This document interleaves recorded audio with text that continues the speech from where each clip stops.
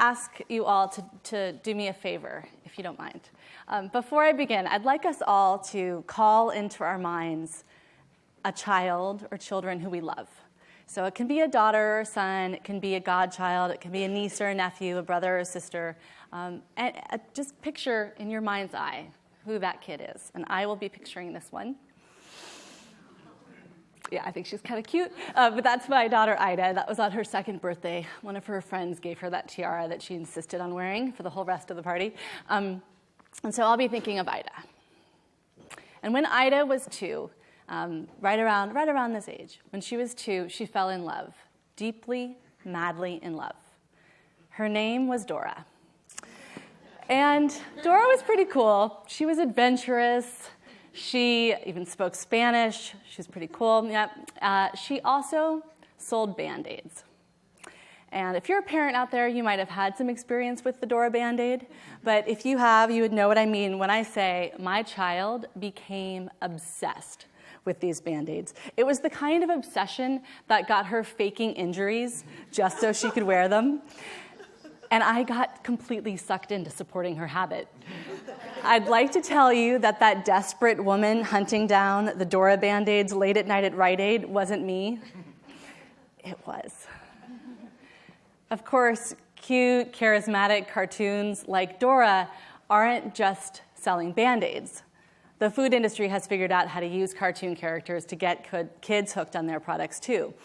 So you may have seen SpongeBob on Pop-Tarts or Shrek on Twinkies, like this one here. It does say somewhere on there, yes, the ogre green, creamy filling, same great taste. So you may have seen some of these packages. You may have seen Dora on cupcakes, crackers, popsicles, ice cream. And it's not just cute cartoon characters that the food industry uses to get kids hooked on their products. There's lots of other things that they're doing. In fact, the food industry itself says that they spend about $2 billion every year, $2 billion every year in marketing directly to children and teenagers.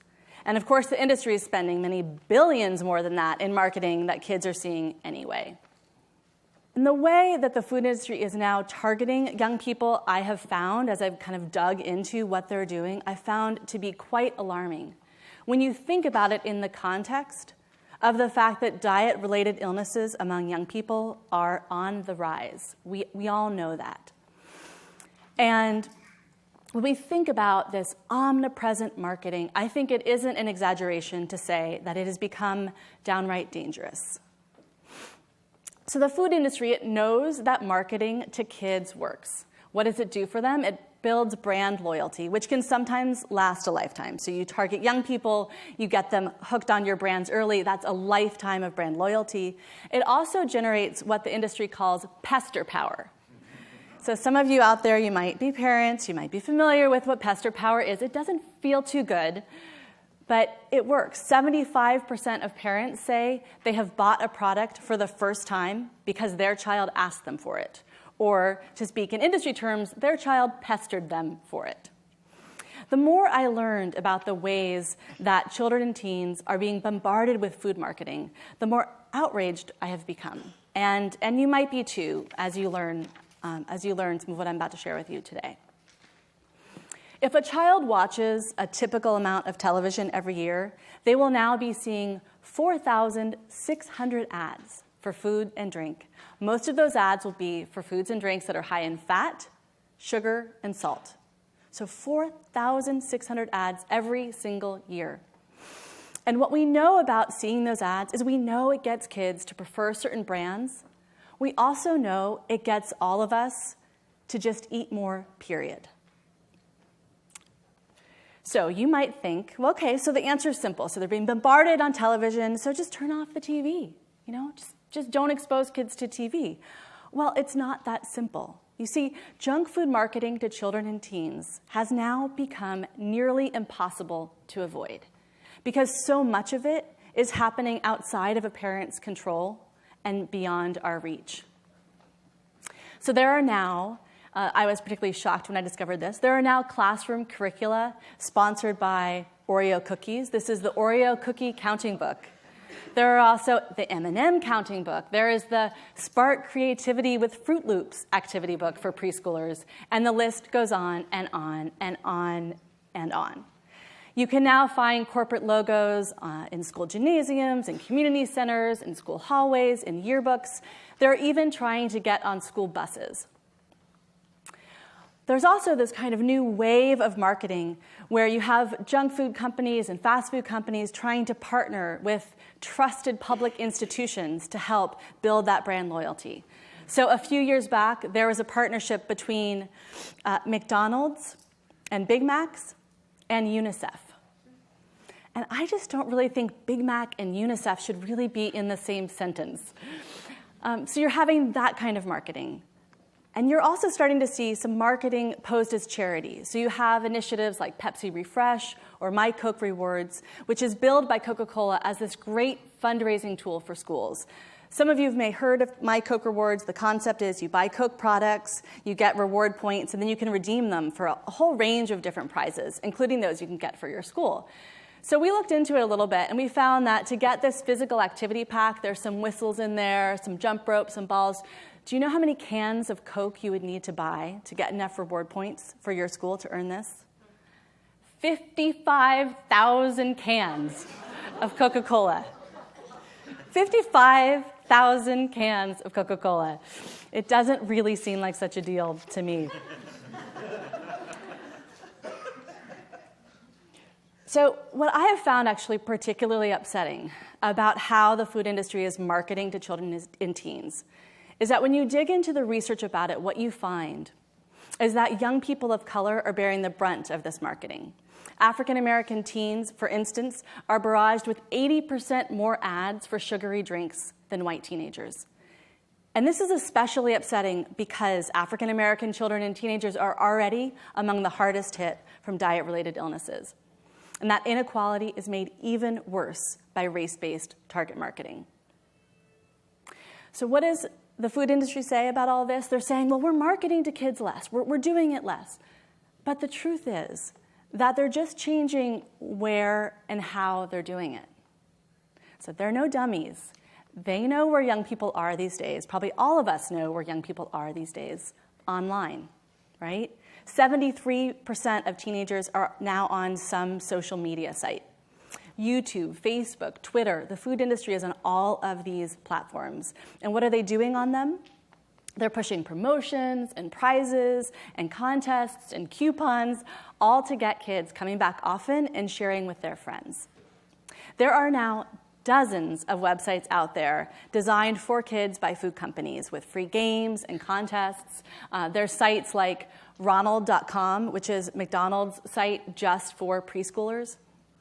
And on these sites, what you find again and again and again is that you have to enter, to play these games and to get all these freebies and prizes, you have to enter your personal information.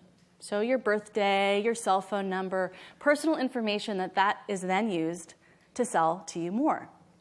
So if you're a teenager today and you're walking by a McDonald's, you might just get a text message promotion for a Big Mac because they have your cell phone number and your GPS information. I was telling a friend about this. I was telling a friend who works for the New York City Department of Public Health. And I was telling her about just this level of data that is now being collected on young people and that's being used to figure out how to market to kids. And she said, Anna, can you imagine if we had those resources to do that kind of specific marketing? She said, can you imagine how incredible our marketing campaigns could be for healthy food? She said, we could send text promotions for farmers markets. But the public health department doesn't have that level of resources or that level of data. The food industry does. And what I find so disturbing about the power that the junk food industry now holds to reach our kids, to reach young people today, is that what children and teenagers are enticed to consume has life and death consequences. And when I say life and death, I am not exaggerating. Life and death consequences. In the past 30 years, the prevalence of obesity among children and teens has tripled. Today, a child born in this country has a 1 in 3 chance of developing diabetes at some point in their lifetime. For African American and Latino kids, that is a 1 in 2 chance. 1 in 2. And it's not just diabetes, it's also heart disease and high blood pressure, asthma, even certain cancers. It's diet-related illnesses that are having many doctors see conditions in their practice that they have never seen before. Like the pediatrician I met in Maine who was telling me that young people in their 20s are coming in to get dentures because they have been drinking soda for their entire lives, in their 20s. It has people like the pediatrician I met from Chicago who was telling me that he now has to fit young people with leg braces because their growing bones and joints can no longer support their weight. It's tragic, and it's so tragic because this is all totally preventable. It doesn't have to be this way. And you don't have to be a parent to have your heart break hearing these stories, right? We all have children in our lives who we love, and we're all paying the price for this crisis in mounting healthcare costs. But I am not just here to tell you how bad things are. I'm not just here to tell you how upset as a parent I am. I'm also here to talk about what we can do about it. And here is where there is some incredible good news, because all over the country, there are people putting pressure on policymakers and on companies to protect kids from these dangerous marketing tactics. I'm here to tell you about the state of Maine that was the first to pass a statewide ban on marketing junk food in schools. I'm here to tell you about the people of Los Angeles who finally said enough and put a moratorium on opening new fast food franchises in certain neighborhoods. I'm here to tell you about the campaign for commercial-free childhood, which stopped McDonald's from advertising on report card envelopes that would have promised elementary school students free Happy Meals for good school performance. I'm here to tell you that all over the country, people are passing policies and winning lawsuits, changing school norms, all to protect our kids and promote healthy eating. And the good news is this works. We know that when you teach kids about why food matters, give them access to it, that they go for it. And I'm seeing proof of that everywhere I go. Like the teenager I met who, before working on this urban farm program, that the only vegetables she had ever eaten were those that became between 2 hamburger buns, and told me that now, thanks to working on this farm, she had become a salad fanatic. So we can raise healthy kids who love food that's good for their bodies. We can, but not in this food environment. So what we're talking about doing is huge. We're talking about changing social norms. But we've done it before, and we can do it again. And we can do it by standing up stronger, standing up taller, speaking up louder, joining with campaigns that are happening across the country, like those from Corporate Accountability International, with their campaign to suggest it might be time for Ronald to retire down to Florida. The campaign for commercial-free childhood, which has successfully stopped logos going on school buses everywhere they have tried to do that. Groups like the Center for Science and the Public Interest, and my group, the Food Mythbusters. Food companies say that it's up to parents to raise healthy kids. That's what they say. And I agree, absolutely. And that's why I say to those corporations, then leave parenting to us, right? Don't tell children what's good to put into their bodies.